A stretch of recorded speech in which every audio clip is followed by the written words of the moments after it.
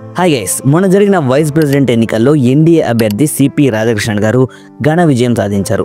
ఇందులో ట్విస్ట్ ఏంటంటే ఎన్డీఏ కూటమికి ఉన్నది కేవలం 437 ఓట్లు మాత్రమే.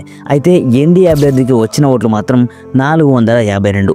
అందరూ ఊహించిన దానికంటే 15 ఓట్లు ఎక్కువగా వచ్చాయి. ఎన్డీఏ కూటమికి చెందిన 15 మంది ఎంపీలు ఎన్డీఏ కూటమికి ఓటు వేశారు. ఇక్కడ క్వశ్చన్ ఏంటంటే ఈ 15 మంది ఎంపీలు ప్రతిపక్షానికి ఎందుకు ఓటు వేశారు? అయితే వీటికి గల కారణాలు మోదీ గారి నాయకత్వంపై నమ్మకం మరియు సిపి రాధాకృష్ణన్ గారి మంచితనం, బలమైన ఆర్ఎస్ఎస్ భావనే కారణమని చాలా మంది అంటున్నారు. అయితే సమాచారం ప్రకారం శివసేన నుంచి 3 ఓట్లు, కాంగ్రెస్ నుంచి 4 ఓట్లు, ఆమ్ ఆద్మీ పార్టీ నుంచి 1 ఓటు అండ్ సిపి రాధాకృష్ణన్ గారు తమిళనాడు వారు అవడంతో తమిళనాడు డిఎంకే పార్టీ నుంచి 7 ఓట్లు పడ్డట్టు సమాచారం అందింది. సిపి రాధాకృష్ణన్ గారి విజయం వెనకాల ఎలాంటి కారణాలు ఉన్నాయని మీరు అనుకుంటున్నారు? కామెంట్ సెక్షన్లో తెలియజేయండి. అండ్ ఇలాంటి ఎన్నో ఇన్ఫర్మేటివ్ వీడియోస్ కోసం మన ఛానల్ని సబ్స్క్రైబ్ చేసుకోవడం అస్సలు మర్చిపోదు.